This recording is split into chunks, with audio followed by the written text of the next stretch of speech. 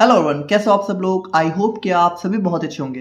तो आज की वीडियो में हम लोग यहाँ पे बात करेंगे अपने बायो स्टेटिस्टिक्स के यूनिट 4 के फर्स्ट चैप्टर के बारे में, जो कि हमारा होने वाला है blocking and confounding in two level factorials. अब देखो, मेरी बात को थोड़ा सा ध्यान से सुनना। हाइपोथेसिस की तरह ये लेक्चर भी थोड़ा सा टिपिकल होने वाला है। इसमें भी आप लोग को कुछ चीज़ें बहुत ही थोड़ा सा टफ देखने को मिलेंगी। इसीलिए देखो, अगर आप लोग यहाँ पे सीरियसली इस टॉपिक को समझना चाहते हो तो पहली बात थोड़ा सा फोकस होके बैठना, कॉपी पेन लेके बैठना। अगर यहाँ पे आप लोग इस लेक्चर को बीच में छोड़ने वाले हो तो फिर यहाँ पे अभी मत देखो, जब थोड़ा सा टाइम हो तभी देखो। और या तो फिर आप लोग सिर्फ थ्योरी पढ़ लेना, क्योंकि इस टॉपिक को समझना सबके बस की बात नहीं है, ठीक है। एंड इवन समझाना भी शायद। तो वहाँ पे देखिए, थोड़ा सा आप फोकस होके बैठिए, थोड़ा सा ध्यान से समझने की कोशिश करिएगा, मेरी बातों पे ध्यान दीजिएगा। बाकी अगर हम लोग यहाँ पे थोड़ा सा इस टॉपिक की बात करें तो देखिए, ये टॉपिक वैसे आप लोग की यूनिट 4 का जो है फर्स्ट टॉपिक दिया हुआ है, ठीक है, blocking and confounding system for two level factorials. लेकिन एक्चुअल में यहाँ पे इस टॉपिक को पढ़ने से पहले आप लोग को फैक्टोरियल डिजाइन के बारे में भी पढ़ना है, जो कि आप लोग का यूनिट नंबर 5 में दिया हुआ है, ठीक है। तो पहले हम लोग यहाँ पे थोड़ा सा इसको समझेंगे, फिर हम लोग यहाँ पे इसको समझेंगे, क्योंकि हमें यहाँ पे समझना तो इसी फैक्टोरियल्स के अंदर ही है। पता नहीं सिलेबस डिज़ाइन करने वाले भी कैसे सिलेबस डिज़ाइन कर लेते हैं, बट खैर जो भी चीज़ें, हम लोग यहाँ पे आज पूरी कोशिश करेंगे कि ये टॉपिक आप लोग को समझ में आए।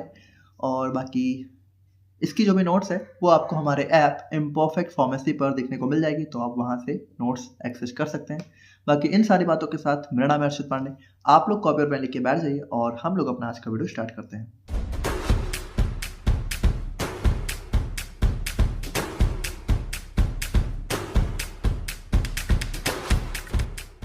अब देखो यहाँ पे, ठीक है, मान लेते हैं कि हमारे पास यहाँ पे कोई पेशेंट है, ठीक है। और ये जो पेशेंट है ये बेसिकली यहाँ पे हाइपर टेंशन का पेशेंट है, मतलब हाई बीपी, यानी इसकी जो बीपी है वो यहाँ पे बढ़ी रहती है ना। हाइपर टेंशन में क्या होता है, जो हमारी बीपी है वो यहाँ पे थोड़ा सा हाई रहती है। अब यहाँ पे मान लो कि हमने यहाँ पे कोई जो है एक एंटी हाइपरटेंसिव ड्रग डेवलप किया, जो कि हमारी एक्स ड्रग है, ठीक है। मतलब बेसिकली हम लोग यहाँ पे कोई ड्रग जो है डिजाइन कर रहे हैं या फिर कोई ड्रग डेवलप कर रहे हैं, जो कि हमारी एंटी हाइपरटेंसिव नेचर की, यानी वो इस बीपी को रिड्यूस करने वाली है।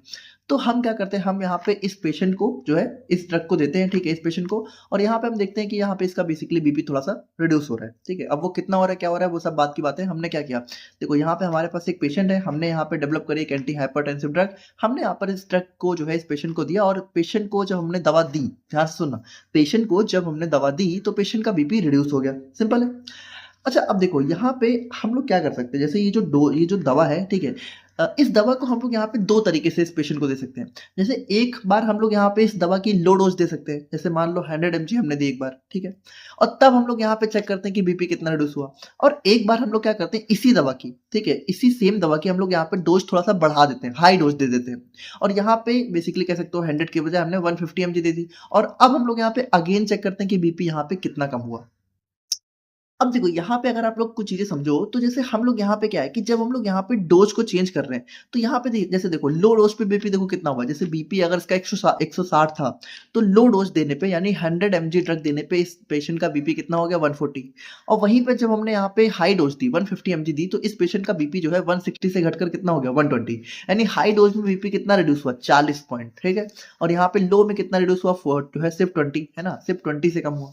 तो अब यहाँ पे देखो, एक चीज हम लोग कह सकते हैं ना, कि ये जो डोज है इसको चेंज करने पे हमारा जो बीपी में जो इफेक्ट आ रहा है वो भी चेंज हो रहा है। यानी हम लोग कह सकते हैं कि यहाँ पे जो बीपी में जो चेंज हो रहा है वो क्या है, वो एक टाइप का इफेक्ट है। और ये जो इफेक्ट है ये बेसिकली यहाँ पे इस डोज पे डिपेंड कर रहा है कि नहीं, क्योंकि देखो हम लोग जब यहाँ पे डोज को कम दे रहे हैं तो बीपी कम चेंज हो रहा है ना। और जब हम लोग हाई डोज दी तो यहाँ पे बीपी ज्यादा चेंज हुआ। अच्छा देखो, हम लोग यहाँ पे इसी पे तो छेड़छाड़ कर सकते हैं, इसी से तो इस पे इफेक्ट आएगा। भाई हम लोग इस पे थोड़ी पहले कोई जो है चेंजेस करेंगे जिसकी वजह से इस पे इफेक्ट आएगा। बेसिकली यहाँ पे आप कह सकते हो कि ये हमारा यहाँ पे इंडिपेंडेंट है ना। इसमें जब हम लोग यहाँ पे चेंज करते हैं तो इसकी वजह से इस पे कोई इफेक्ट आता है। और ये क्या है, ये बेसिकली इस पे डिपेंड कर रहा है। सिंपल सी बात है, आप लोग को दिख रहा है डिपेंड कर रहा है कि नहीं कर रहा है। भाई डोज हम लोग बढ़ा रहे हैं तो बीपी और कम हो रहा है ना, बीपी मतलब बेसिकली और ज्यादा रिड्यूस हो रहा है। तो यहाँ पे हम लोग कह सकते हैं कि ये हमारा जो है इंडिपेंडेंट वेरिएबल है और ये हमारी डिपेंडेंट वेरिएबल है। या फिर हम लोग ऐसे भी बोल सकते हैं कि ये हमारा जो है कॉज है, ये हमारा कॉज है और ये हमारा इफेक्ट है। अब देखिए, कॉज एंड इफेक्ट रिलेशनशिप हमने ऑलरेडी यूनिट नंबर 3 में डिस्कस किया हुआ है, ठीक है। तो आप समझ सकते हो कि ये कॉज है, मतलब यहाँ पे जब हम लोग कुछ चेंजेस कर रहे हैं तो यहाँ पे हमें जो है इफेक्ट देखने को मिल रहा है। अब देखो यहाँ पे आप एक चीज़ समझो, जैसे यहाँ पे बेसिकली हम लोग ऐसे भी बोल सकते हैं कि जो लो डोज है उसको हम लोग बोल सकते हैं कि ये दवा का हो गया लो लेवल, ठीक है। और जो हाई डोज है ये हमारा हो गया दवा का मान लो हाई लेवल बोल दिया, है ना। हमने क्या किया, हमने डोज की बजाय हमने इसको लेवल्स में डिवाइड कर दिया। बेसिकली जब हम लोग लो डोज दे रहे तो हमने बोला कि लो लेवल हो गया, और हाई डोज पे हमने बोल दिया हाई लेवल हो गया। समझ गए, कुछ खास नहीं है। देखो अभी तक हमने क्या देखा, अभी तक हमने देखा कि हम लोग यहाँ पे बेसिकली एक पेशेंट है जो कि हमारा हाई बीपी का पेशेंट है, इसको हमने यहाँ पे एक एंटी हाइपरटेंसिव ड्रग दी, और इस ड्रग का जो डोज है, ठीक है, बेसिकली हम लोग यहाँ पे क्या कर रहे हैं, इस ड्रग के डोज की स्टडी कर रहे हैं इस पेशेंट के बीपी पे। तो यहाँ पे बेसिकली आप समझो तो हम लोग यहाँ पे सिर्फ डोज की स्टडी कर रहे हैं, यानी हमारा सिर्फ एक फैक्टर की जब हम लोग यहाँ पे स्टडी कर रहे हैं, ठीक है। तो ये हमारा हो गया वन फैक्टर स्टडी। अच्छा यहाँ पे देखो, आपको पता है कि जैसे जो बीपी है, बीपी में सिर्फ दवा ही नहीं मैटर करती है। जैसे बीपी में जो डॉक्टर है, लाइफस्टाइल बहुत मैटर करता है। आपको पता है जैसे जो बीपी का पेशेंट होता है, अगर आप लोग को थोड़ा भी आइडिया हो तो बीपी का पेशेंट जो होता है उसको डॉक्टर सलाह देते हैं कि आप लोग को जो अपनी डाइट है उसमें नमक बहुत कम लेना है, क्योंकि जो सॉल्ट होता है वो क्या होता है, वो बीपी को बढ़ा देता है। कैसे बढ़ा देता है, मैंने वो सारी चीज़ें बहुत अच्छे से आप लोग को एक्सप्लेन करी हुई है। बाकी सिंपली समझो कि सॉल्ट क्या होता है, सॉल्ट यहाँ पे वाटर को जो है कह सकते हो अट्रैक्ट करता है, ठीक है। और यहाँ पे जब वाटर यहाँ पे हमारी बॉडी में होल्ड करता है तो वाटर की वजह से क्या होता है, वाटर की वजह से हमारा ब्लड लेवल बढ़ जाता है, जिसकी वजह से हमारा बीपी और बढ़ जाता है। इसीलिए सॉल्ट को थोड़ा-सा कम लेने की सलाह दी जाती है ना? जो सोडियम होता है।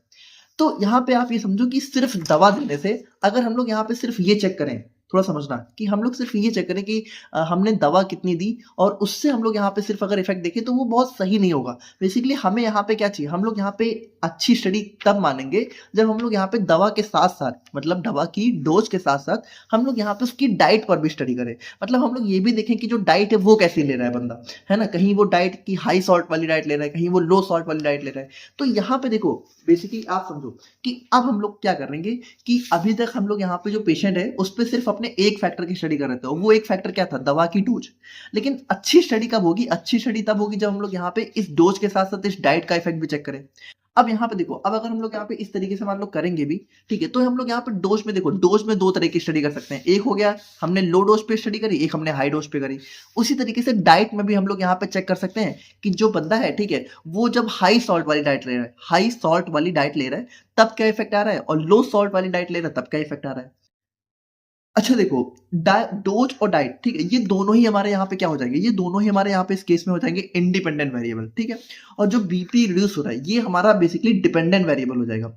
यानी कि अब आप ये समझो हम लोग कर क्या रहे हैं, हम लोग एक डिपेंडेंट वेरिएबल पे, ठीक है, दो इंडिपेंडेंट वेरिएबल का इफेक्ट चेक कर रहे हैं। बेसिकली कह सकते हो ये दो हमारे कॉज हो जाएंगे और ये हमारा इफेक्ट हो जाएगा। तो यहाँ पे देखो, जब भी, बहुत ध्यान से सुनना, जब भी हम लोग यहाँ पे दो या दो से ज्यादा फैक्टर्स की स्टडी अपने कह सकते हो, या फिर कह सकते हो जब दो या दो से ज्यादा इंडिपेंडेंट वेरिएबल्स की स्टडी अपने एक डिपेंडेंट वेरिएबल्स पे करते हैं, तो उस टाइप की जो स्टडी डिजाइन होती है, मतलब ऐसी डिजाइन, ऐसा रिसर्च डिजाइन, देखो एक चीज समझो, ये सारी चीजें रिसर्च का पार्ट है। ऐसा रिसर्च डिजाइन जिसमें हम लोग यहाँ पे दो या दो से ज्यादा फैक्टर्स की स्टडी अलग अलग लेवल पे, बहुत ध्यान से सुनना, दो या दो से ज्यादा फैक्टर्स की स्टडी अलग अलग लेवल पे, जैसे यहाँ पे देखो लो लेवल क्या है, लो है, हाई है, लो है, हाई है, ठीक है। जब हम लोग यहाँ पे ऐसी स्टडी परफॉर्म करते हैं तो इस स्टडी को हम लोग यहाँ पे बोलते हैं फैक्टोरियल डिजाइन, या फिर इस तरह की स्टडी डिजाइन को, जैसे स्टडी को हम लोग क्या करते हैं, डिजाइन करते हैं। इन सभी चीजों को हमने यूनिट 3 में पढ़ा हुआ है। तो इस तरह की स्टडी डिजाइन को हम लोग क्या बोलते हैं, इस तरह की स्टडी डिजाइन को हम लोग बोलते हैं फैक्टोरियल डिजाइन। समझ गए। अब यहाँ पे देखो, ये फैक्टोरियल डिजाइन जनरली यहाँ पे दो तीन तरह की हो सकती हैं, लेकिन जो मेनली यहाँ पे होती है वो होती है टू लेवल फैक्टोरियल डिजाइन। ध्यान से सुनना, एक होती है टू लेवल फैक्टोरियल डिजाइन, एक होती है थ्री लेवल फैक्टोरियल डिजाइन। अच्छा, अब इनके भी सब पार्ट होते हैं। जैसे टू लेवल में भी हमारा एक होता है टू लेवल टू फैक्टर, या फिर कह सकते हो two factor two level factorial design, और एक होती है हमारे यहाँ पे three factor two level factorial design. अब देखो अगेन, अब अगर आप लोग अपना सिलेबस देखो, थोड़ा सा ध्यान से देखना कि यूनिट नंबर 5 में आप लोग को बेसिकली ये टॉपिक पढ़ना है, और उसमें भी जो आप लोग को पढ़ना है वो कौन सा पढ़ना है, वो आप लोग को ये दोनों पढ़ना है। कौन सी, 2 to the power 2 and 2 to the power 3। अब यहाँ पे देखो ये है क्या, अभी हम लोग इसको समझ रहे हैं, बट अभी आप सिंपली समझो कि आप लोग को ये वाली स्टडी पढ़नी है, और ये दोनों किसका पार्ट है, टू लेवल का। यानी आप लोग को जो अपना सिलेबस है इसमें आप लोग को पढ़ना है टू लेवल फैक्टोरियल डिजाइन। अब देखो इस टू लेवल फैक्टोरियल डिजाइन का क्या मतलब है? इसका मतलब ये है कि यहाँ पे हम लोग बेसिकली दो या दो से ज्यादा फैक्टर्स की स्टडी करेंगे, लेकिन हर एक फैक्टर के जो लेवल है वो दो ही होंगे, और वो दो लेवल क्या होंगे? एक होगा लो लेवल, एक होगा हाई लेवल। बहुत सिंपली समझो, ठीक है? एक हमारा होगा लो लेवल, एक हमारा होगा हाई लेवल, ठीक है? तो दो level, two level factorial design का मतलब है कि यहाँ पे हमारे पास दो या दो से ज्यादा फैक्टर्स होंगे और हर फैक्टर्स के हमारे दो लेवल होंगे। अब देखो इसमें भी अगर हम लोग देखें तो हमारे सिलेबस में कौन कौन सी है? 2 to the power 2 and 2 to the power 3। अब इसका सिंपल सा मतलब क्या है? देखो यहाँ पे इस ये जो इसको जो जनरल लिखने का जो फॉर्मेट होता है वो होता है 2 to the power k, और इसमें k का मतलब क्या होता है? k का मतलब होता है फैक्टर्स, और 2 का मतलब, और देखो ये जो नीचे 2 लिखा होता है, जैसे देखो ये k क्या है? k मतलब ये जो पावर कह सकते हो इसकी, है ना? जैसे यहाँ पे k की जगह 2 है, यहाँ पे k की जगह 3 है, तो ये जो 2 3 है ये फैक्टर्स को डिनोट करते हैं, और ये जो नीचे 2 लिखा हुआ है ये लेवल्स को डिनोट करता है। जैसे यहाँ पे अगर आप 3 लेवल की पढ़ो तो 3 लेवल में ऐसे होगा 3 to power 2, है ना, 3 to the power 3। लेकिन यहाँ पे हम लोग बेसिकली 2 लेवल फैक्टोरियल डिजाइन को पढ़ रहे हैं, तो यहाँ पे ये हमारी दो टाइप की हमारे सिलेबस में दी हुई है। एक है 2 to the power 2, 2 to the power 3। इसका क्या मतलब है? सिंपल सा मतलब है कि यहाँ पे देखो 2 to the power 2 का मतलब है कि फैक्टर, देखो k का मतलब क्या है? फैक्टर, यानी हमारे पास दो फैक्टर होंगे और दो लेवल होंगे, हर एक फैक्टर के दो दो लेवल होंगे। और 2 to the power 3 का मतलब है कि यहाँ पे हमारे पास तीन फैक्टर होंगे और हर फैक्टर के यहाँ पे दो दो लेवल होंगे, ठीक है? तो अब यहाँ पे एक चीज समझो, जैसे यहाँ पे वही चीज है कि यहाँ पे आप लोग देख सकते हो कि 2 to the power 2 को हम लोग बोलते हैं two factor, two level factorial design, और इसको हम लोग बोलते हैं three factor, two level factorial design. समझ गए? अब देखो हम लोग क्यों पढ़ रहे हैं सारी चीजें, अभी आप लोग समझोगे, थोड़ा सा पेशेंस रखो, ठीक है? अभी बस समझते चलो जो जो चीजें हैं। अब यहाँ पे देखो, मान लो पार्टिकुलरली हम लोग यहाँ पे अपने इस वाले फैक्टर की फैक्टोरियल डिजाइन की बात करें, जिसको हम लोग क्या बोलते हैं? Two factor two level factorial design. तो इसका मतलब क्या है कि यहाँ पे हमारे पास दो फैक्टर होंगे और हर फैक्टर के दो दो लेवल होंगे। तो जैसे देखो अभी हमने जो एग्जांपल देखा था कि मान लो कोई पेशेंट है, ठीक है, और उसमें हम लोग स्टडी करें कि डोज और डाइट की स्टडी करें और इन दोनों को दो अलग अलग लेवल पे करें, तो क्या ये बिल्कुल हमारा इसी का एग्जाम्पल नहीं हो जाएगा? देखो इसमें क्या है, हमारे पास दो फैक्टर है, तो देखो डोज और डाइट दो फैक्टर हो गए और हर फैक्टर के दो दो लेवल हैं। तो यहाँ पे देखो डोज का लो हाई और डाइट का लो सॉल्ट हाई सॉल्ट, ठीक है? तो अगर हम लोग यहाँ पे देखो इनको जो है कह सकते हो अलग अलग कॉम्बिनेशन में स्टडी करना चाहें, देखो ध्यान से देखना, हम लोग क्या करेंगे? हम लोग यहाँ पे डोज को देंगे, ठीक है, दवा की डोज देंगे, और यहाँ पे अलग अलग डाइट पे देंगे। तो यहाँ पे देखो आप लोग देखो तो इसके चार कॉम्बिनेशन बन सकते हैं। कैसे? देखो एक बार आप लोग क्या करो, एक बार यहाँ पे डोज को लो रखो, ठीक है, और डाइट में लो सॉल्ट रखो, ऐसा कर सकते हो। अच्छा अगेन आप लोग एक बार क्या करो कि डोज को लो रखो लेकिन इस बार सॉल्ट हाई कर दो, ठीक है? तो यहाँ पे देखो दो हो गए, इसके दो बन गए। अच्छा एक बार आप लोग क्या करो, डोज को हाई रखो और सॉल्ट को लो रखो, देखो एक यहाँ पे बन गया। और एक बार आप लोग क्या करो, डोज को हाई रखो और डाइट में भी हाई सॉल्ट रखो। देखो ध्यान से समझना, एक बार हमने क्या किया, एक बार हमने डोज को लो रखा और डाइट में भी लो सॉल्ट रखा, ठीक है? एक बार हमने डोज को लो रखा लेकिन डाइट में सॉल्ट हाई कर दिया। एक बार हमने डोज को हाई कर दिया लेकिन सॉल्ट लो रखा, और एक बार हमने डोज को हाई रखा और सॉल्ट को भी हाई कर दिया। तो इस तरह के चार केसेज हमारे पास बन सकते हैं, मतलब चार अलग अलग लेवल पे हम लोग जो है स्टडी कर सकते हैं। तो यहाँ पे देखो जैसे अगर हम लोग देखें तो मान लो जैसे यहाँ पे अगर आप लोग देखो तो इस तरीके से हम लोग स्टडी कर सकते हैं। जैसे मान लो हमने क्या किया, हमने चार अलग अलग लोगों पे, ठीक है, चार अलग अलग लोगों पे हमने क्या किया, स्टडी करी, और इन चार अलग अलग लोगों में हमने कॉम्बिनेशन क्या क्या ट्राई किए। एक में हमने रखा लो सॉल्ट, ठीक है, और लो सॉल्ट और लो डोज, ठीक है? तो वहां पे हमने क्या देखा, ध्यान से सुनना, जब हमने डोज को भी लो रखा और सॉल्ट को भी लो रखा, देखो सॉल्ट लो रखना हमारे लिए अच्छा है ना, और डोज लो रखना हमारे लिए देखा जाए तो शायद बहुत अच्छा नहीं है। तो यहाँ पे कह सकते हो एक अच्छा फैक्टर और एक खराब फैक्टर है, ठीक है? तो यहाँ पे देखो क्या हुआ कि बीपी जो है 160 से 130 हो गया, यानी इसमें बीपी कितना पॉइंट रिड्यूस हुआ, 30, ठीक है?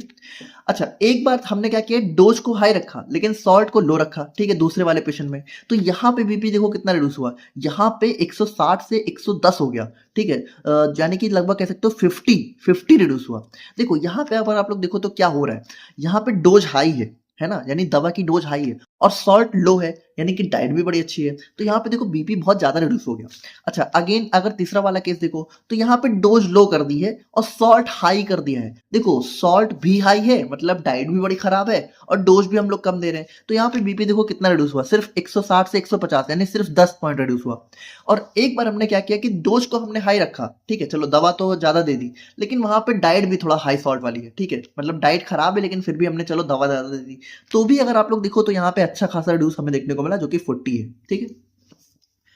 अब देखो हम लोग क्या कर सकते हैं, जैसे हम लोग जनरली क्या करते हैं कि हम लोग यहाँ पे इसको लो लो हाई लो को हम लोग क्या करते हैं कि लो वाले को लो वाले को हम लोग यहाँ पे माइनस साइन से डिनोट कर देते हैं और हाई वाले को हम लोग यहाँ पे प्लस साइन से डिनोट कर देते हैं। तो अगर हम लोग इस तरीके से बनाए तो देखिए इस टेबल को हम लोग ऐसे बना सकते हैं। देखो सेम ही चीज है, जैसे लो को हमने क्या हुआ माइनस से डिनोट कर दिया और हाई को हमने प्लस से। देखो लो माइनस, ठीक है, और हाई वाला प्लस, ठीक है, लो वाला माइनस हाई वाला प्लस, देखो सेम ही है बिल्कुल, ठीक है। और यहाँ पे हमने डायरेक्टली दिखाया कि बीपी कितना रिड्यूस हुआ, ठीक है। तो यहाँ पे देखिए माइनस माइनस कॉम्बिनेशन से डीबीपी जो है 30 रिड्यूस हुआ, ठीक है। फिर यहाँ पे इस तरीके से हमने देख लिया।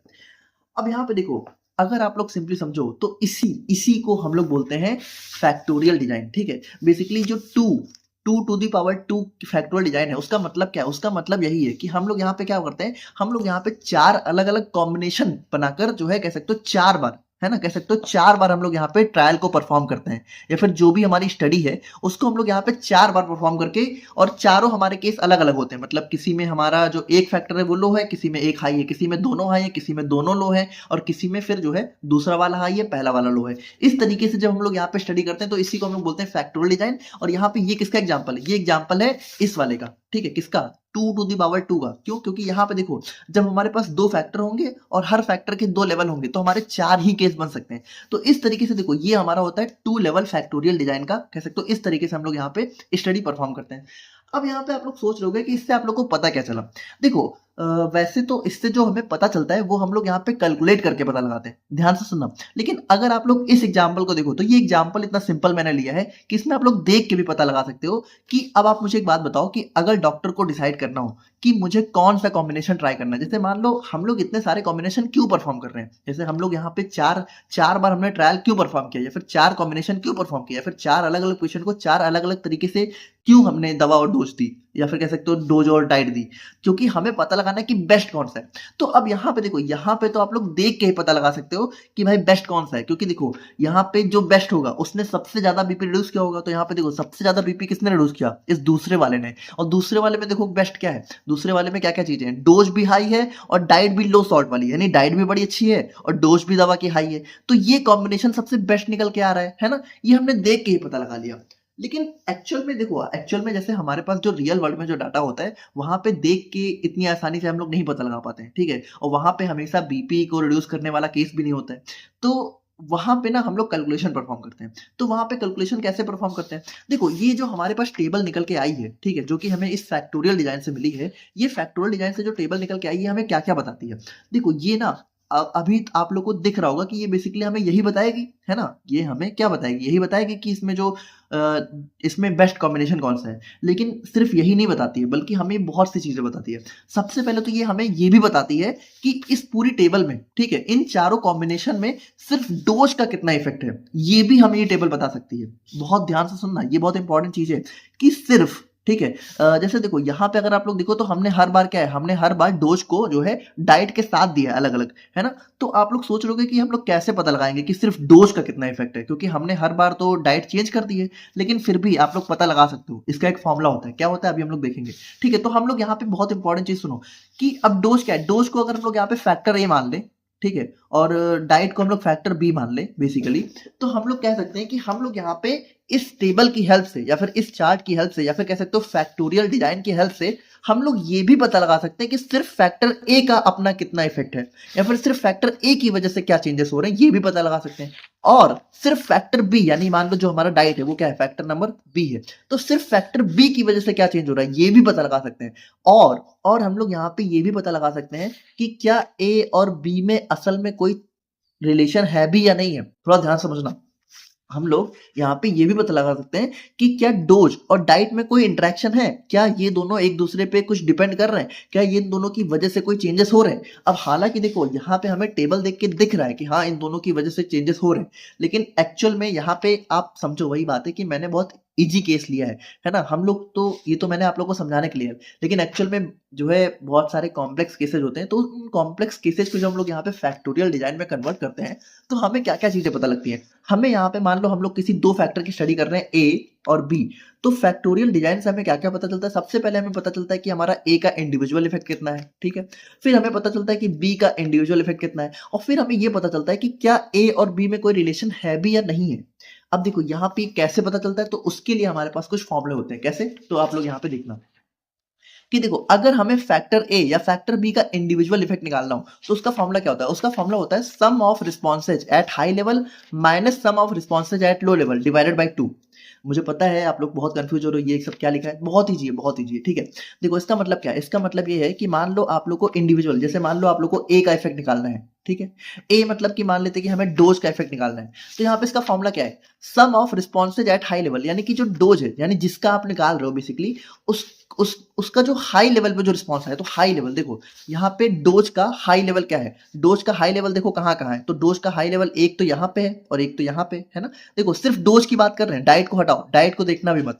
डोज देखो, डोज आप लोग को हाई हाई जो है कह सकते हो, दूसरे वाले पेशेंट में आपने डोज को हाई रखा है और चौथे वाले में हाई रखा है, तो इन दोनों केस में हमारा रिस्पॉन्स क्या क्या है, तो देखो इन दोनों केस में रिस्पॉन्स क्या है, एक में 50 से रिड्यूस हुआ है और एक में हमारा 40 से रिड्यूस हुआ है। देखो जब भी डोज हमारी हाई रही है दोनों टाइम, तो क्या क्या रिस्पॉन्स है, एक बार 50 आया एक बार 40 आया, तो इसमें क्या बोल रहा है, sum of responses at high level, तो यहाँ पे आप लोग क्या करो 50 और 40 को जोड़ दो, minus sum of responses at low level. अब देखो, अब यहाँ पे आप लोग देखो कि जब आपने डोज को लो रखा तो यहाँ पे देखो एक बार लो यहाँ पे था, एक बार लो यहाँ पे था, तो लो रखने पे क्या रिस्पॉन्स आया, तो देखो लो रखने पे एक बार 30 आया एक बार 10 आया, तो अब इसको भी जोड़ दो, ठीक है। तो यहाँ पे देखो एक बार हमने क्या किया, हाई लेवल पे रिस्पांस क्या है 50 और 40 इनको जोड़ लिया, minus sum of responses at low level, तो लो लेवल पे रिस्पांस क्या है 30 और 10 इनको भी जोड़ लिया, डिवाइडेड बाई 2। तो देखिए जब आपने यहाँ पे इस तरीके से कैलकुलेट करोगे तो 50 40 90 minus 40 divided by 2 is equal to 50 by 2 is equal to 25। तो यहाँ पे देखो, यहाँ पे बेसिकली हमें क्या पता चल रहा है, यहाँ पे हमें ये पता चल रहा है, बहुत ध्यान से समझना, जैसे ये 25 हमें क्या बता रहा है, ये 25 हमें ये बता रहा है कि सिर्फ डोज को जब आपने लो से हाई किया, यानी डोज को जब आपने यहाँ पे कह सकते हो एक बार जब आपने लो डोज दी और एक बार जब आपने हाई डोज दी, तो लो से हाई डोज देने पे जो बीपी है वो 25 पॉइंट से रिड्यूस हो गया, समझ लो। तो ये हमारा निकल के आया इंडिविजुअल इफेक्ट ऑफ ए।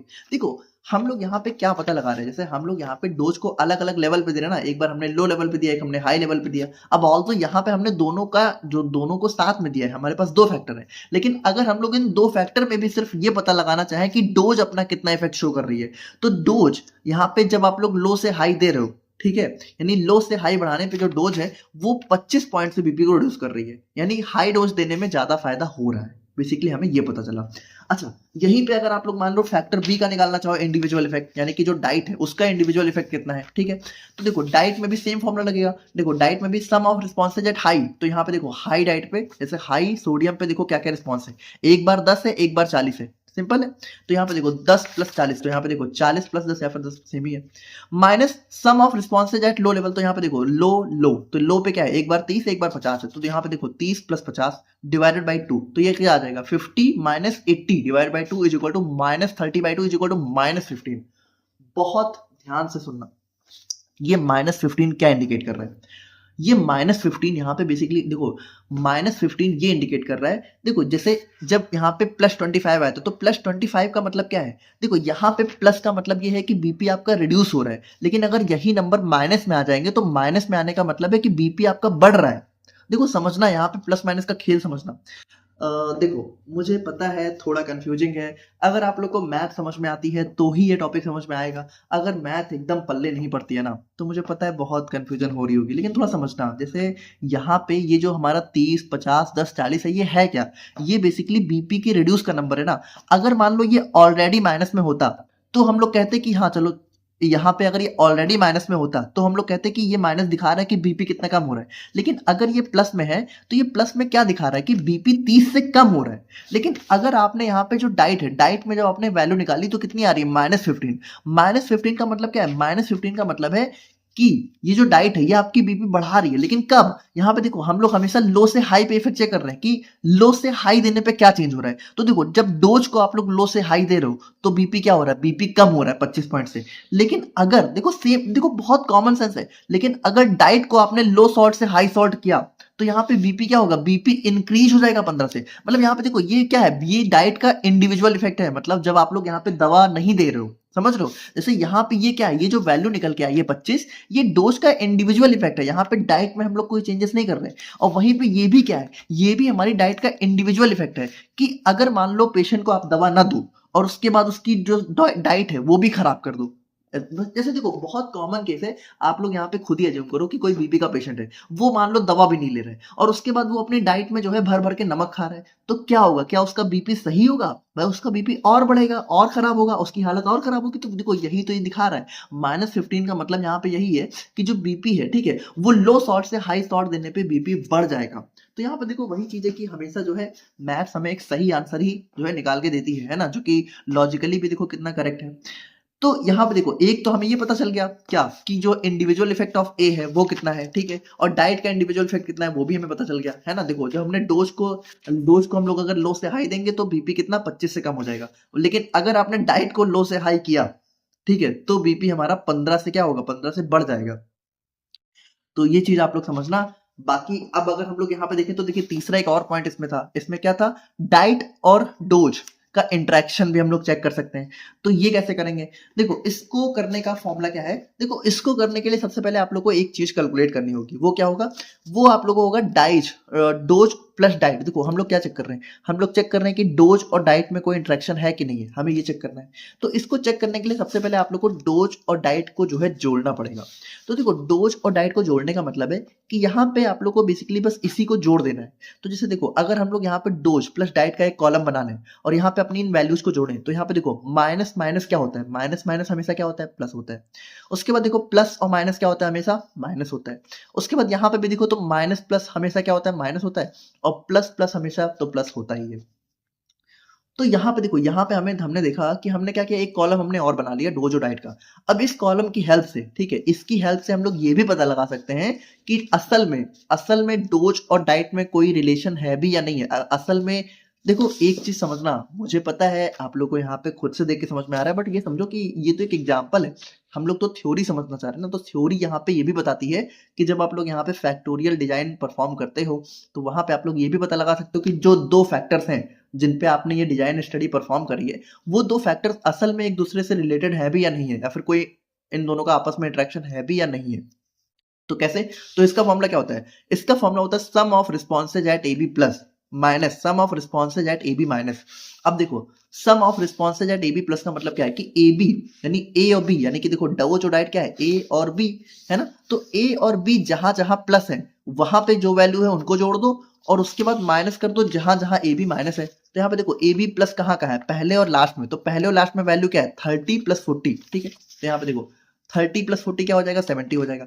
और उसके बाद देखो माइनस करना है आप लोगों को sum of responses at A B minus. तो देखो ए बी माइनस कहाँ कहाँ है, तो माइनस है यहाँ पे 2 और 3 में, तो 2 और 3 यानी 50 प्लस 10 इज इक्वल टू 60। तो यहाँ पे देखो यहाँ पे 70 माइनस 60 डिवाइडेड बाई 2, तो 70 minus 60 divided by 2 is equal to 10 by 2 is equal to 5। अब यहाँ पे इस 5 से कैसे पता लगाओगे कि ए बी यानी कि जो डोज और डाइट है इनमें कोई रिलेशन है कि नहीं है। तो यहाँ पे देखो इसका इसका कह सकते हो इसका जो टेस्ट होता है या फिर कह सकते हो इसमें जो प्रिंसिपल है वो क्या होता है कि जब भी आप लोग यहाँ पे ए बी की वैल्यू निकालोगे, ठीक है, तो अगर वो जीरो आ गई इसका मतलब कोई इंटरेक्शन नहीं है, लेकिन अगर वो जीरो नहीं आई, A B is not equal to zero, इसका मतलब कोई इंटरेक्शन है। अच्छा अब जीरो से जितनी बड़ी आएगी, ठीक है, इसका मतलब इंटरेक्शन उतना ज्यादा है। जैसे अगर मान लो एक आ रही है तो इंटरेक्शन है लेकिन बहुत ही वीक है, और मान लो जैसे यहाँ पे 5 है तो यहाँ पे आप लोग को दिख रहा है कि इंटरेक्शन अच्छा खासा है। जैसे जो है डाइट से डोज पे, डाइट और डोज दोनों से काफी इफेक्ट पड़ रहा है। जैसे जब हम लोग यहाँ पे मान लो हम लोगों ने डोज हाई रख भी दी, समझो, ठीक है, फिर भी अगर हमने यहाँ पे डाइट को जो है हाई रखा हुआ है, जैसे यहाँ पे देखो चौथे वाले केस में क्या है, डोज हाई है लेकिन डाइट भी हाई है। डाइट हाई होने का मतलब है डाइट खराब है, क्योंकि हाई मतलब क्या है, हाई सॉल्ट वाली डाइट। तो अगर डोज यानी दवा आप लोग बहुत अच्छी भी दे दो, लेकिन फिर भी अगर आपने डाइट यानी डाइट पे ध्यान नहीं दिया तो बीपी सिर्फ 40 से रिड्यूस होगा। लेकिन वहीं पे दवा भी आप लोग बहुत ज्यादा अच्छी दे दो, है ना, दवा का हाई डोज दे दो और डाइट भी अच्छी कर दो, तो यहाँ पे देखो बीपी और ज्यादा रिड्यूस हो जाएगा। तो यहाँ पे बेसिकली कह सकते हो एक इंटरेक्शन है जो कि यहाँ पे इससे भी प्रूफ हो जा रहा है। तो यहाँ पे देखिए अभी तक हमने क्या समझा, अभी तक हमने समझा कि हमारा यहाँ पे फैक्टोरियल डिजाइन में क्या होता है कि हम लोग यहाँ पे स्टडी करते हैं। इसके हमारे 2-3 टाइप होते हैं, जैसे हमें हमारे सिलेबस में हमें इन दोनों को पढ़ना है। अब इस देखो ये जो दूसरा वाला है तो इसको हम लोग यहाँ पे अपने यूनिट नंबर 5 में ही डिस्कस करेंगे। यहाँ पे हम लोग इसको क्यों पढ़ रहे हैं, क्योंकि इससे अभी हम लोग यहाँ पे समझेंगे अपने इस वाले टॉपिक को, ब्लॉकिंग एंड कन्फाउंडिंग। अभी तक तो हम लोग यहाँ पे सिंपली बस यही स्टडी कर रहे हैं कि ये है क्या। तो ये है क्या, आई होप कि आप लोग अब समझ पा रहे होगे। देखो ये क्या है, ये हमारा एक टाइप का फैक्टोरियल डिजाइन है जिसमें हमारा 2 फैक्टर होते हैं, हर फैक्टर के 2 लेवल होते हैं। इसके लिए हम लोग क्या करते हैं कि 4 बार हम लोग कह सकते हो 4 अलग अलग ट्रायल परफॉर्म करते हैं, ठीक है, और वहां पे अलग अलग रिजल्ट हमें मिलते हैं। और इस ट्रायल से हम लोग यहाँ पे पता क्या लगा सकते हैं, पता ये लगा सकते हैं कि जो हमारा ए है उसका इंडिविजुअल इफेक्ट क्या है, बी है उसका इंडिविजुअल इफेक्ट क्या है, और जो ए और बी है ये आपस में कोई इनका रिलेशन है भी या नहीं है। ये सारी चीजें हम लोग यहाँ पे अपने इस फैक्टोरियल डिजाइन से, जो कि बेसिकली 2 लेवल 2 फैक्टोरियल डिजाइन है, इससे हम लोग यहाँ पे पता लगा सकते हैं। अब यहाँ पे देखो, चलो हम लोग यहाँ पे ये तो समझ गए कि हमारी 2 लेवल 2 फैक्टोरियल डिजाइन क्या होती है, इससे हमें क्या क्या चीजें पता चल जाती हैं। लेकिन ये ब्लॉकिंग और कंफाउंडिंग क्या चीज है? तो देखो, अब यहाँ पे एक चीज समझना, जैसे हमने यहाँ पे जब स्टडी परफॉर्म करी तो हमने क्या किया, हमने यहाँ पे 4 पेशेंट्स लिए, ठीक है, और इनमें हमने यहाँ पे अपने 2 फैक्टर्स की अलग अलग कॉम्बिनेशन में स्टडी परफॉर्म करी, ठीक है, बहुत अच्छी बात है। लेकिन देखो अब होता क्या है, जैसे अगर मान लो हम लोग यहाँ पे इसी पार्टिकुलर केस को पकड़े, ठीक है, इसी बीपी वाले केस को पकड़े, तो अब आपको पता है जैसे बीपी में क्या होता है कि स्ट्रेस बहुत मेजर रोल प्ले करता है ना। जैसे अगर स्ट्रेस बहुत ज्यादा है, मान लो, ठीक है, मान लो किसी भी चीज से स्ट्रेस हो रहा है, तो वहां पे बीपी जो है बहुत ज्यादा बढ़ जाता है अचानक से पेशेंट का। और वहीं पे पेशेंट अगर थोड़ा सा रिलैक्स है, ठीक है, तो वहां पे बीपी थोड़ा सा नॉर्मल रहता है। तो अब जैसे यहाँ पे ये भी आप लोगों को पता है कि जैसे मान लो कोई बंदा है, ठीक है, तो वो अगर मॉर्निंग में सो के उठा है, तो सो के उठने के बाद क्या होता है, ज्यादातर भाई सो के उठने के बाद तुरंत ही थोड़ी किसी को स्ट्रेस हो जाता है, तो ज्यादातर लोग थोड़ा सा रिलैक्स रहते हैं। लेकिन वहीं पे अगर शाम के टाइम बात करें, तो शाम के टाइम क्या होता है, सब लोग अपने काम से आ रहे होते हैं, आप लोग अपने कॉलेज से आ रहे होते हैं, ज्यादातर लोग क्या होते हैं, बहुत ही स्ट्रेस्ड होते हैं, है ना, थके हारे होते हैं। वहां पे जनरली ऐसा देखा जाता है कि शाम के टाइम में जो भी हमारे लोग होते हैं, ठीक है, वो थोड़ा सा स्ट्रेस्ड आउट रहते हैं, है ना, कोई अपने काम की वजह से, कोई किसी वजह से, कोई किसी वजह से, है ना, सुबह से शाम तक लाइफ में इतना बवाल हो चुका होता है कि हम थोड़ा सा स्ट्रेस्ड आउट हो जाते हैं। अब यहाँ पे देखो, यहाँ पे क्या है कि हमने यहाँ पे जो स्टडी परफॉर्म करी वो हमने 4 पेशेंट पे करी, ठीक है, और हमने 2 अलग अलग फैक्टर्स को ध्यान में रख के करी, इनके अलग अलग कॉम्बिनेशन हमने ट्राई किए। लेकिन यहाँ पे हमने इस चीज का तो ध्यान नहीं रखा ना कि हम लोग ये स्टडी जो है इन जो पेशेंट्स में परफॉर्म कर रही है, हम लोग कर कब रहे हैं, ये हम लोग मॉर्निंग में कर रहे हैं कि हम लोग इवनिंग में कर रहे हैं।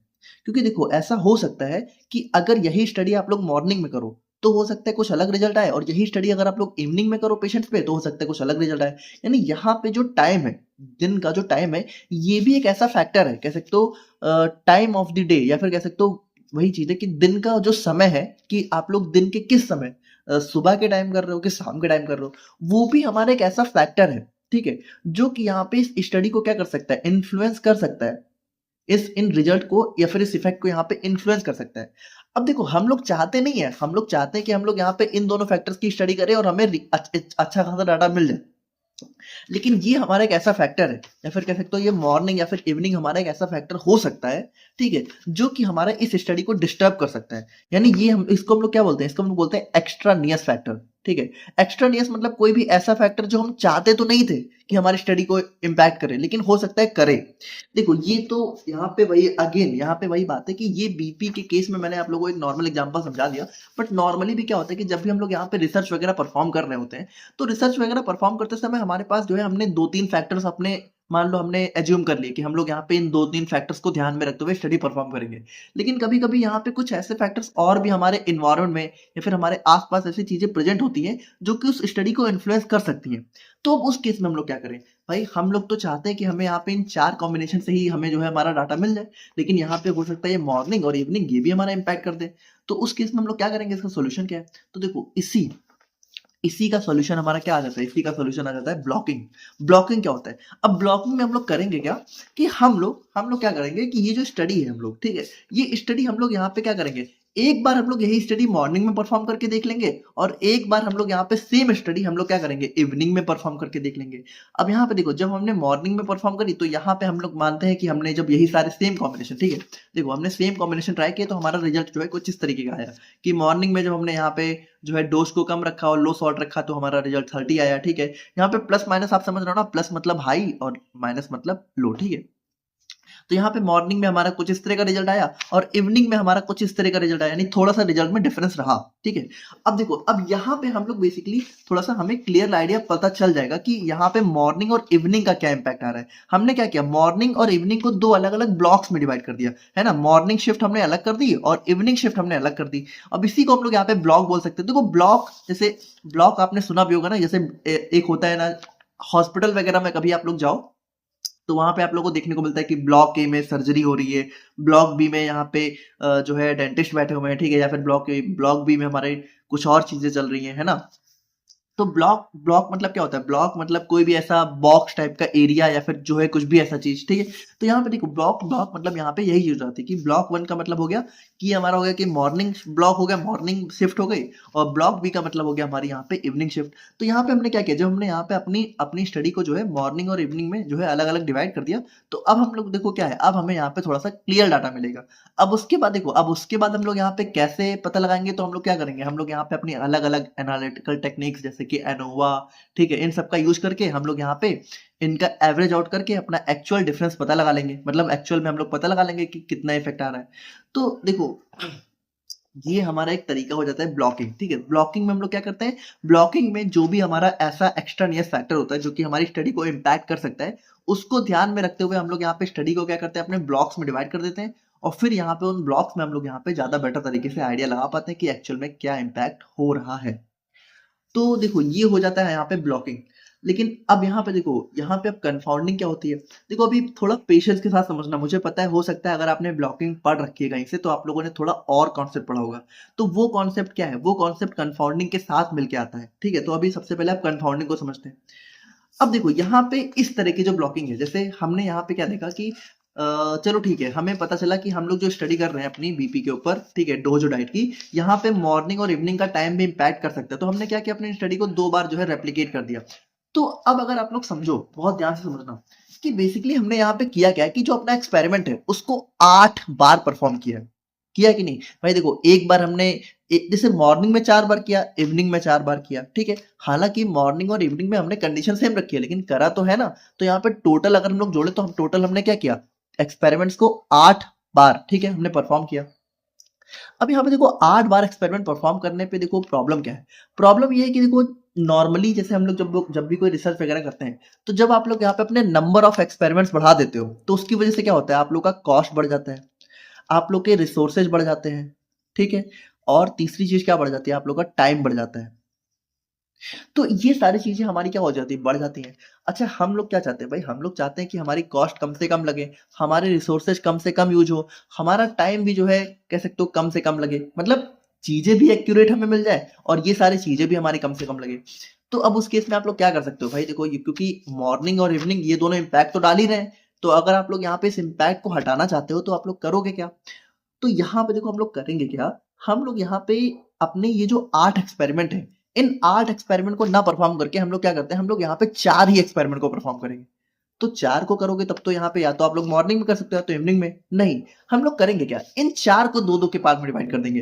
यानी दो एक्सपेरिमेंट हम लोग मॉर्निंग में परफॉर्म कर लेंगे और 2 हम लोग यहाँ पे इवनिंग में परफॉर्म कर लेंगे। लेकिन अब बहुत ध्यान से समझना, जैसे जब हम लोग यहाँ पे मॉर्निंग और इवनिंग में 2-2 एक्सपेरिमेंट परफॉर्म करेंगे तो हमें एक चीज का ध्यान रखना होगा, क्या, कि जो ए और बी है, ठीक है, ये हमें प्रॉपर जो है मॉर्निंग और इवनिंग में बराबरी से मिल जाए। जैसे बराबरी से मिलने का मतलब ये है कि जो मॉर्निंग में अगर मान लो आप लोग यहाँ पे मॉर्निंग में 2 पेशेंट के ऊपर स्टडी परफॉर्म कर रहे हो, तो दोनों में ही हमें डोज और डाइट दोनों का ही हाई और लो दोनों मिल जाए, है ना। ऐसा ना हो कि हमें दोनों का हाई हाई मिल जाए, दोनों का लो लो मिल जाए। थोड़ा ध्यान समझना, जैसे अगर आप लोग यहाँ पे मान लो स्टडी के जो है नंबर रिड्यूस करना चाहते हो, यानी कह सकते हो अपना जो रन टाइम है या फिर जो कह सकते हो नंबर ऑफ एक्सपेरिमेंट है वो अगर आप लोग कम करना चाहते हो, तो आप लोग क्या कर सकते हो कि आप लोग यहाँ पे इन चारों स्टडी को 2 बार परफॉर्म करने से अच्छा है कि आप लोग यहाँ पे इसी को जो है 2-2 बार परफॉर्म करो। एक बार आप लोग यहाँ पे मॉर्निंग में कर दो, एक बार आप लोग इवनिंग में कर दो। लेकिन यहाँ पे इस चीज को आप लोग ध्यान रखना कि मॉर्निंग और इवनिंग दोनों में कर तो रहे हो, लेकिन दोनों में ही जैसे जो हमारी डाइट और डोज है, यानी जो फैक्टर ए और बी है, ये दोनों के ही हाई और लो लेवल दोनों आ जाए। तो दोनों आने का मतलब क्या है, देखो अगर मान लो हम लोग यहाँ पे, बहुत ध्यान से सुनना, अगर मान लो हम लोग यहाँ पे पहले और दूसरे को मॉर्निंग में परफॉर्म करें और तीसरे और चौथे को अपने इवनिंग में परफॉर्म करें, तो देखो पहले और दूसरे का मतलब क्या है, पहले और दूसरे का मतलब है कि हम लोग यहाँ पे इतना डाटा लेंगे। तो देखो इतने में हो क्या रहा है, बहुत ध्यान से देखना। ए में देखो, ए में क्या है, ए में एक बार हमें माइनस मिल रहा है, एक बार प्लस मिल रहा है। इसका मतलब ए क्या है, ए है डोज, यानी एक बार हमें लो डोज मिल गई, एक बार हमें हाई डोज मिल गई। तो चलो ए वाला फैक्टर, ए वाला प्रॉब्लम तो चली गई, है ना, हाई और लो दोनों मिल गया। लेकिन यहाँ पे बी देखो, बी क्या हुआ, बी आप लोग को पहले में भी लो मिल रहा है और दूसरे में भी लो मिल रहा है, और यही प्रॉब्लम है। देखो इस चीज का हमें ध्यान रखना है कि अगर हम लोग यहाँ पे अपने एक्सपेरिमेंट्स के रन टाइम को कम कर रहे हैं, ठीक है, तो वहां पे हमें इस चीज का ध्यान रखना है कि जो हमारे ब्लॉक हो उनमें जो हमें ए और बी के फैक्टर्स हैं वो हमारे दोनों आए प्लस माइनस, यानी दोनों हाई और लो दोनों आ जाए, और ए और बी दोनों फैक्टर्स के हाई और लो आए। तो यहाँ पे देखो अगर आप लोग सिर्फ पहले और दूसरे को मान लो आपने ब्लॉक 1 में डिवाइड कर दिया और तीसरे और चौथे को ब्लॉक 2 में, तो वहां पे होगा क्या कि 1 और 2 में आप लोग को ए वाले के तो दोनों फैक्टर्स मिल जाएंगे, लेकिन बी वाले के सिर्फ माइनस माइनस वाले मिलेंगे, ठीक है। तो यहाँ पे प्रॉब्लम आ जाएगी। अच्छा चलो मान लो अगर हम लोग यहाँ पे पहले दूसरे को उड़ा के तीसरे चौथे को देखो, तो तीसरे चौथे में देखो अब यहाँ पे आप लोग देखो तो यहाँ पे भी सेम चीज हो रही है। डाइट देखो जो डोज है, डोज तो आप लोग को माइनस प्लस दोनों मिल गई, यानी कि डोज में आप लोग को देखिए एक बार लो डोज एक बार हाई डोज, लेकिन अब देखो सॉल्ट वाली में क्या हो दोनों प्लस आ गए, तो यहाँ पे भी प्रॉब्लम हो गई।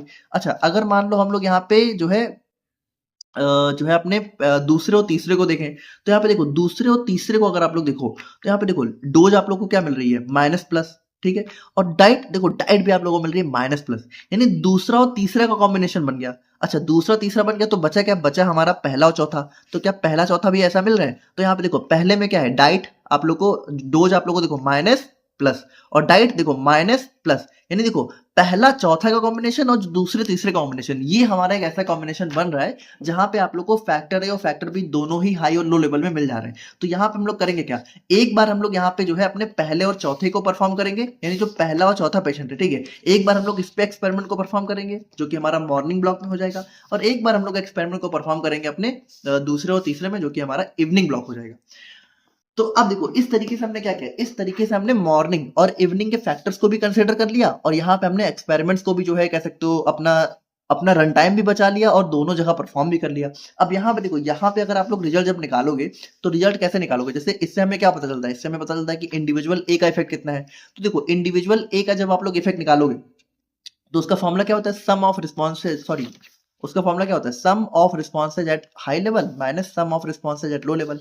तो अब यहाँ पे देखो जैसे ए का जो हाई लेवल है, हाई लेवल का मतलब क्या है प्लस, तो ए देखो ए प्लस कहाँ है, एक बार तो प्लस हमारा मॉर्निंग में आ रहा है और एक बार जो प्लस है वो आप लोग को इवनिंग शिफ्ट में मिल रहा है। तो देखो यही सबसे बेस्ट होता है, इसीलिए हमने किया है कि हम लोग क्या चाहते हैं, हमने देखो वही चीज, इसको थोड़ा सा फील लेके थोड़ा सा ध्यान से समझना होगा कि हमने क्या किया, हमने हमारे एक्सपेरिमेंट को मॉर्निंग और इवनिंग दो ब्लॉक में डिवाइड कर दिया, ठीक है, लेकिन इन दो ब्लॉक में हमने इस तरीके से डिवाइड किया कि दोनों में बराबर बराबर चीजें आए, जैसे यहाँ पे भी प्लस माइनस आ जाए यहाँ पे भी प्लस माइनस आ जाए, ताकि जब हम लोग यहाँ पे अपने इंडिविजुअल ए बी और ए बी को कैलकुलेट करें, बेसिकली यहाँ पे ए बी वाला ही तो खेल होगा, अभी देखना आप लोग, जैसे इंडिविजुअल जब हम लोग यहाँ पे ए और बी को निकालें तो वहां पे क्या हो कि वहां पे हमें दोनों ब्लॉक से रिजल्ट मिले। तो यहाँ पे देखो ए का फॉर्मूला क्या होता है, ए का फॉर्मूला होता है sum of responses at high level. तो यहाँ पे देखो ए का पहला हाई तो आप लोग को मॉर्निंग ब्लॉक में मिलेगा जो कि क्या है 40, है ना, लेकिन वहीं पे ए का दूसरा हाई आप लोग को जो है इवनिंग ब्लॉक में मिलेगा जो कि क्या है 50।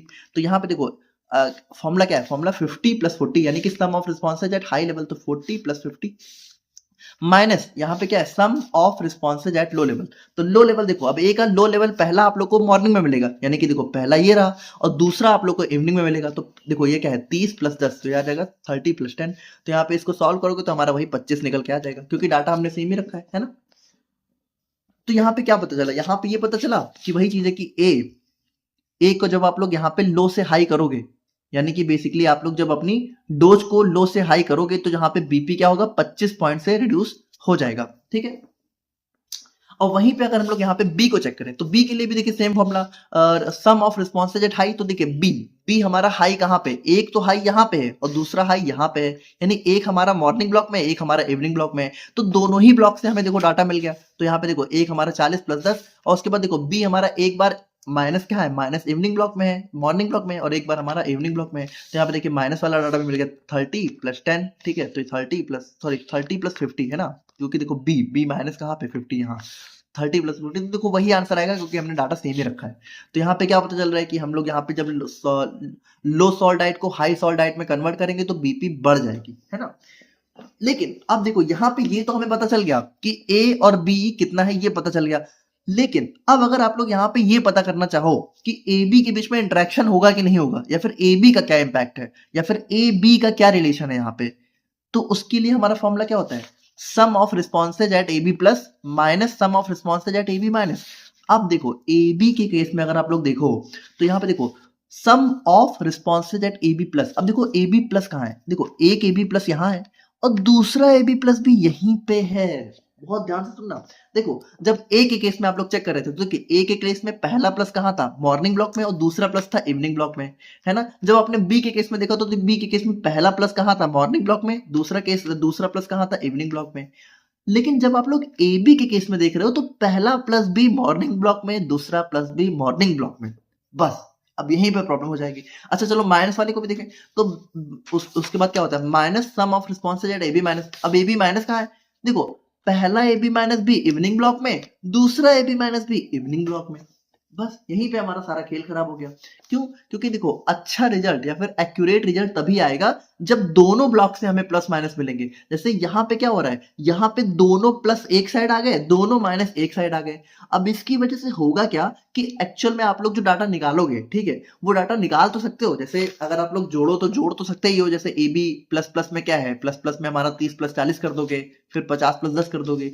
लेकिन नहीं, इससे आप लोग को जो डाटा मिलेगा वो एक्चुअल में ए बी को रिप्रेजेंट नहीं करेगा। क्यों, क्योंकि यहाँ पे देखो, यहाँ पे हुआ क्या है, यहाँ पे जो ए बी है बेसिकली, बहुत ध्यान से समझना, यही है कंफाउंडिंग। ठीक है, कंफाउंडिंग क्या है, कंफाउंडिंग ये नहीं है कि हमने इन एक्सपेरिमेंट्स को हमने जो है दो ब्लॉक्स में डिवाइड कर दिया, हाफ ऑफ कर दिया, ये नहीं कंफाउंडिंग। कंफाउंडिंग ये है कि जब हम लोग यहाँ पे एक्सपेरिमेंट्स को रन टाइम बचाने के लिए, बहुत ध्यान से सुनना, यही है कंफाउंडिंग, कि जब हम लोग यहाँ पे एक्सपेरिमेंट का रन टाइम बचाने के लिए अपने एक्सपेरिमेंट्स के नंबर ऑफ, कह सकते हो नंबर ऑफ एक्सपेरिमेंट्स को कम कर देते हैं। तो उस केस में होता क्या है कि कोई हमारा एक डाटा या फिर कोई हमारा जो वेरिएबल होता है वो क्या होता है, वो हमारे ब्लॉक के साथ मिक्स हो जाता है। तो यहाँ पे देखो हुआ क्या, यहाँ पे बेसिकली जो ए बी है ना, अब ये ए बी हमारे इस ब्लॉक के साथ मिक्स हो चुका है। ठीक है, जैसे अगर एक प्लस यहाँ होता ए बी का और एक प्लस यहाँ होता, तब तो हमें जो है अच्छा डाटा मिलता, तब तो हमें एक्चुअल डाटा मिल जाता। लेकिन है हुआ क्या, हुआ ये कि यहाँ पे दोनों ए बी पे प्लस हमारे मॉर्निंग में आ गए और दोनों ए बी माइनस हमारे इवनिंग में आ गए। अब यहाँ पे जो डाटा निकालोगे आप लोग, तो वहां पे आप लोग को एक्चुअल में पता चल ही नहीं पाएगा कि जो इंटरेक्शन है, ठीक है, वो एक्चुअल में इस ए बी की वजह से है कि वो इस मॉर्निंग या इवनिंग टाइम की वजह से है। यहाँ पे हुआ क्या, यहाँ पे ये जो ए बी है ये इस मॉर्निंग और इवनिंग के साथ मिक्स हो गया, यानी ये इस ब्लॉक के साथ मिक्स हो गया, और इसी को हम लोग यहाँ पे बोलते हैं कन्फाउंडिंग। कन्फाउंडिंग का मतलब क्या है कि जब हम लोग यहाँ पे रन टाइम कम करते हैं एक्सपेरिमेंट्स का, तो यहाँ पे हमारा जो डाटा है, ठीक है, वो हमारे ब्लॉक के साथ मिक्स हो जाता है ए बी का। देखो ए और बी तो हमें मिल जाएगा, ठीक है। तो यहाँ पे देखो एक चीज समझना कि अच्छा कंफाउंडिंग क्या है, क्या कंफाउंडिंग एक प्रॉब्लम है? देखो कंफाउंडिंग प्रॉब्लम बोल सकते हो, लेकिन एक्चुअल में ये प्रॉब्लम नहीं होती, बल्कि एक स्मार्ट वर्क होता है। स्मार्ट वर्क क्यों होता है, क्योंकि देखो हम लोग यहाँ पे कंफाउंडिंग क्यों करते हैं, हम लोग कंफाउंडिंग करते हैं कॉस्ट रिसोर्सेज जो टाइम को बचाने के लिए। हमने यहाँ पे क्या किया, देखो जहां हम लोग यहाँ पे एक्सपेरिमेंट को 8 बार परफॉर्म कर रहे थे, वहां पे हमने 4 बार भी किया। लेकिन यहाँ पे देखो 4 बार करने पे एक नुकसान हो रहा है हमारा, कि हमें ए बी के बारे में कुछ भी नहीं पता चलेगा। लेकिन देखो हम लोग इसको करते तभी है जब हमें ए बी के बारे में नहीं पता करना होता है, मतलब हम लोग चाहते भी नहीं है, हम लोग चाहते ही नहीं कि ए बी के बारे में पता करें। हम लोग बस ये चाहते हैं कि हमें ए और बी का डाटा मिल जाए, हम लोग चाहते ही नहीं है कि हमें ए बी का डाटा मिले, ठीक है। तो उस केस में हम लोग यहाँ पे क्या करते हैं, उस केस में हम लोग कंफाउंडिंग करते हैं। तो अब देखो वही चीज है कि कई जगह यहाँ पे लिखा होता है कि confounding is a problem and blocking is a solution, but ऐसी बात नहीं है, ठीक है। कंफाउंडिंग और ब्लॉकिंग हमेशा साथ साथ चलती है। अब देखो एक चीज समझना कि जैसे ये जो मैंने पहला वाला एग्जांपल दिया था आप लोगों को, जहां पे मैंने बोला था कि अगर मान लो कोई एक्स्ट्रा फैक्टर है, जैसे कि मॉर्निंग और इवनिंग क्या एक्स्ट्रा फैक्टर है, तो इनको बचाने के लिए आप लोग क्या करो, इनको बचाने के लिए आप लोग पूरा पूरा एक्सपेरिमेंट परफॉर्म कर दो मॉर्निंग में और इवनिंग में। लेकिन देखो ये थ्योरेटिकल तो सही है, थ्योरी तो सही है, लेकिन प्रैक्टिकली ऐसा नहीं होता है। प्रैक्टिकली हम लोग ये सारी चीजें नहीं करते हैं, प्रैक्टिकली हम लोग यही करते हैं। प्रैक्टिकली हम लोग क्या करते हैं, अपने एक्सपेरिमेंट रन टाइम को कम कर लेते हैं और कंफाउंडिंग और ब्लॉकिंग एक साथ आ जाता है। मतलब ऐसा समझो जब हम लोग ब्लॉकिंग करते हैं तो कंफाउंडिंग अपने आप हो जाती है। क्यों, क्योंकि ब्लॉकिंग हम लोग करते ही इसीलिए है कि हम लोग यहाँ पे अपने नंबर ऑफ एक्सपेरिमेंट्स को कम कर सकें। और ब्लॉकिंग कब करते हैं, ब्लॉकिंग कब तब करते हैं जब कोई तीसरा फैक्टर आता है, ठीक है। अगर मान लो ये तीसरा फैक्टर हो ही ना, तो ब्लॉक का कोई रूल ही नहीं है। और अगर ब्लॉकिंग ना हो, ठीक है, जैसे बिना ब्लॉकिंग के कंफाउंडिंग भी नहीं होगी ना, कंफाउंडिंग भी तो ब्लॉकिंग की वजह से हो रही है। जब हमने ब्लॉक में डिवाइड किया तभी तो हमें ए बी की वैल्यू हमारी गायब हो गई, या फिर कह सकते हो ए बी हमारा इस ब्लॉक के साथ मिक्स हो गया। तो एक चीज समझो कि यहाँ पे जो कंफाउंडिंग है, ठीक है, कंफाउंडिंग हमेशा जो है तभी होगी जब यहाँ पे ब्लॉकिंग होगी, ठीक है। Confounding is related to blocking. लेकिन आप ये समझो कि ब्लॉकिंग हमेशा हो तो कंफाउंडिंग हो, जरूरी नहीं है। लेकिन एक्चुअल में थ्योरेटिकली तो ये पॉसिबल है कि ब्लॉकिंग आप लोग करो, कंफाउंडिंग ना हो। लेकिन प्रैक्टिकली हम लोग यहाँ पे ऐसा नहीं करते हैं। प्रैक्टिकली हम लोग जब ब्लॉकिंग करते हैं तो कंफाउंडिंग भी साथ में हो जाती है। समझ गए? तो ये है इसका कॉन्सेप्ट। बाकी देखो, अगर अभी भी थोड़ा नहीं समझे हो तो अब हम लोग यहाँ पे थ्योरी पोर्शन से समझने की कोशिश करते हैं। और और देखो, प्लीज एक बार मेरी बात मानो आप लोग, एक बार आप लोग यहाँ पे अगर नहीं समझो, ठीक है, तो लेक्चर को दोबारा से रिपीट करके देख लो। एक बार थोड़ा सा कॉपी पेन लेके थोड़ा सा शांति से बैठ के समझना, मेरी एक एक बातों को ध्यान से सुनने की कोशिश करना, शायद आप लोग को समझ में आ जाए। क्योंकि लिटरली ये बहुत कॉम्प्लेक्स टॉपिक है।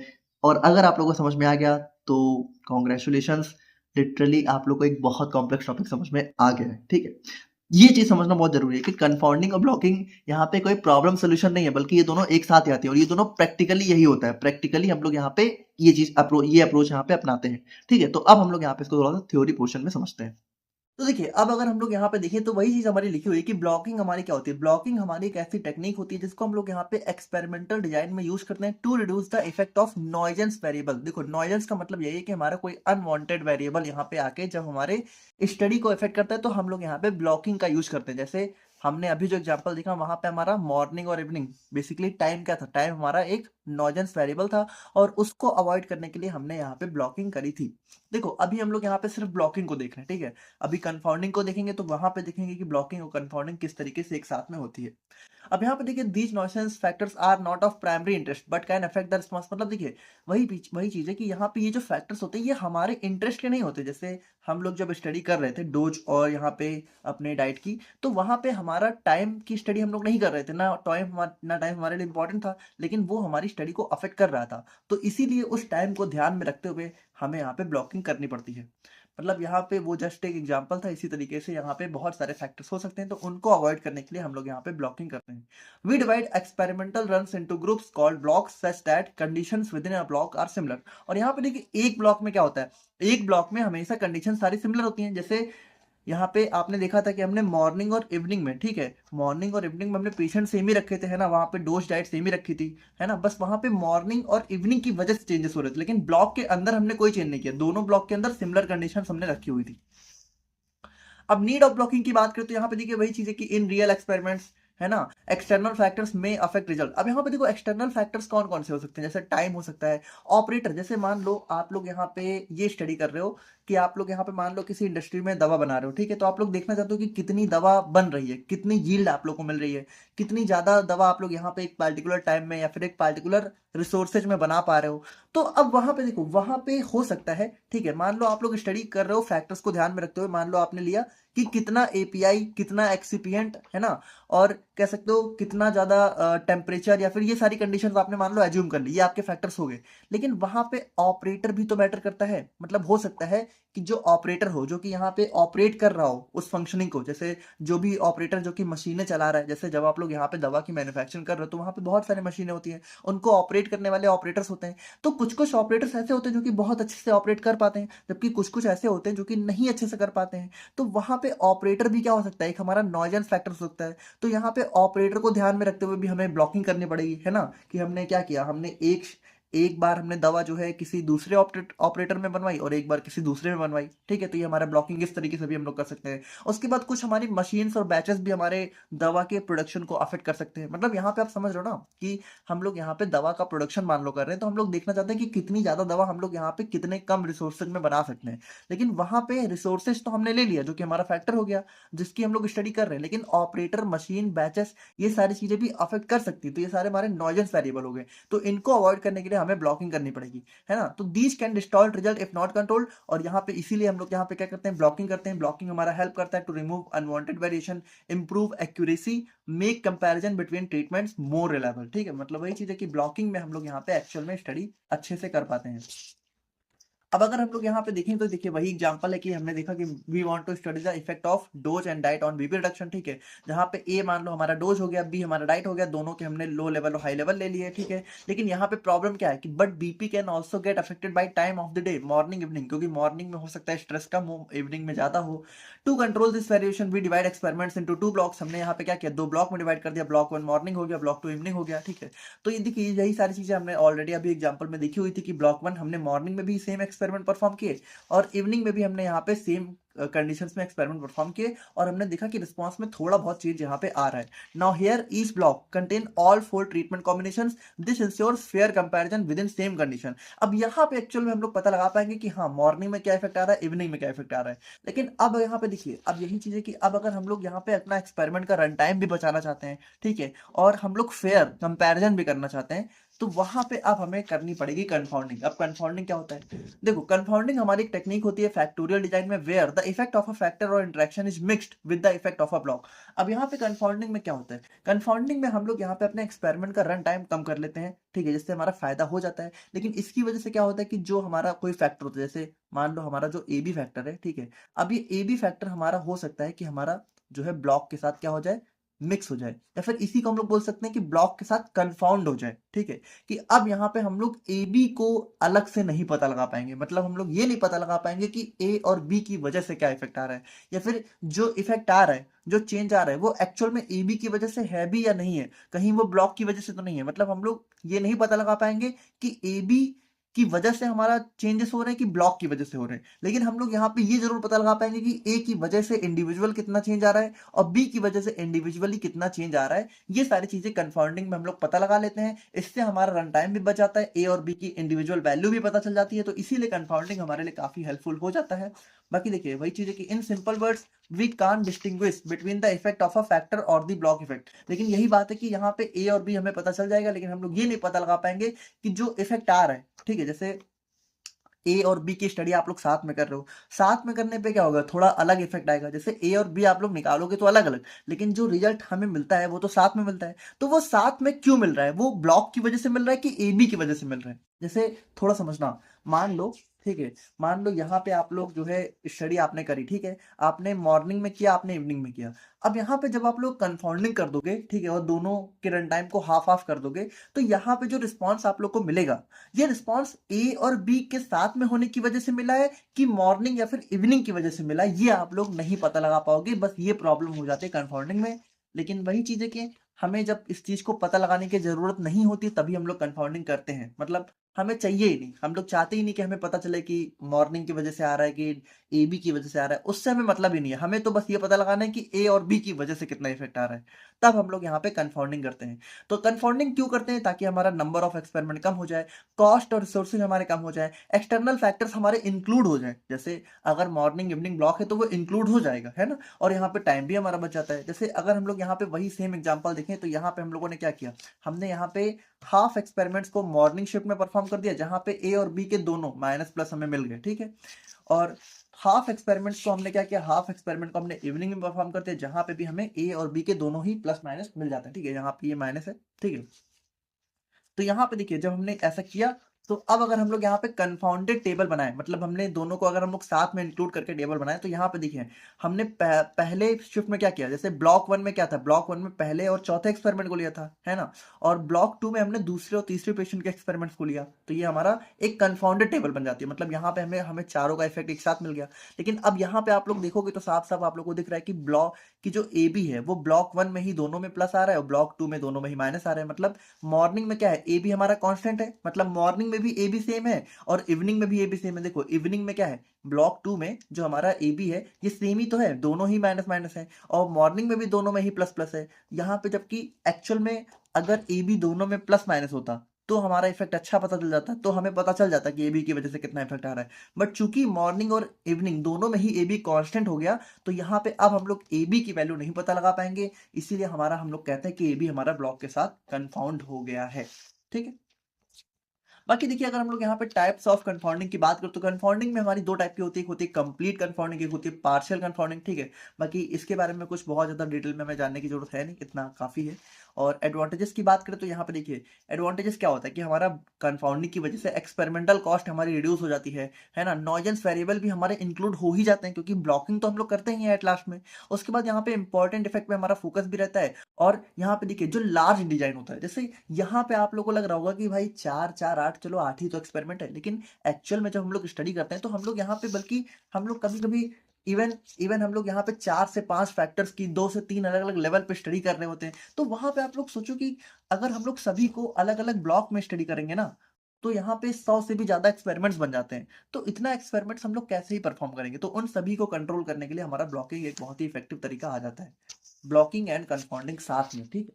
डिसएडवांटेजेस की बात करें तो यहाँ पे वही चीज़ है कि some effect can't be estimated. तो यहाँ पे देखिए जो ए बी इफेक्ट है, जैसे ए और बी की वजह से क्या इफेक्ट आ रहा है, इंटरेक्शन कितना है, ये हम लोग नहीं कैलकुलेट कर पाएंगे, है ना? Interpretation becomes complex. अब यहाँ पे देखो जैसे कभी कभी हमारे लिए अगर हमें ए बी की भी जरूरत है, हम लोग ये भी चाहते हैं कि भाई एक्चुअल में इफेक्ट कितना आ रहा है, दोनों की वजह से भी क्या आ रहा है, तो वहां पे इंटरप्रिटेशन कर पाना थोड़ा सा हमारे लिए मुश्किल हो जाता है। और यहाँ पे देखिए risk if important effect is confounded. अब यहाँ पे देखो एक बहुत इंपॉर्टेंट चीज है कि देखो यहाँ पे जैसे हम लोगों ने जब कंफाउंडिंग किया तो हमारा ए बी कंफाउंड हो गया। तो यहाँ पे चलो अगर ए बी हमारे लिए नहीं जरूरी है तब तो कोई दिक्कत नहीं है। लेकिन अगर पता चले ए बी ही हमारा वो इफेक्ट है जिसको हमें पता लगाना था यहाँ पे, और अगर ए बी ही कंफाउंड हो गया तो फिर ये स्टडी हमारे किसी काम की नहीं रहेगी। तो यहाँ पे देखिए कभी कभी ऐसा हो सकता है कि जो इफेक्ट हमारे लिए सबसे जरूरी है, हो सकता है वही हमारा कंफाउंड हो जाए। तो ये इसके एक नुकसान होते हैं। बाकी आई होप कि आप लोग को ब्लॉकिंग एंड कंफाउंडिंग समझ में आ गया होगा। अगेन आप लोग एक चीज समझो, ब्लॉकिंग एंड कंफाउंडिंग दोनों ही साथ में होती हैं, ठीक है? यहाँ पे कोई भी किसी चीज का प्रॉब्लम या सोल्यूशन ऐसा नहीं होता है। एंड आई होप कि आप लोग को ये चीज क्लियर हो पाई होगी। तो कैसा लगा आप लोग को वीडियो, प्लीज मुझे कमेंट करके बताइएगा। अगर वीडियो अच्छी लगी हो, आप लोग के हेल्पफुल रही हो, तो वीडियो को लाइक कर दीजिएगा। अपने दोस्तों के साथ शेयर भी करिएगा ताकि उनकी भी हेल्प हो। बाकी मिलता है नेक्स्ट वीडियो में, तब तक के लिए थैंक यू सो मच।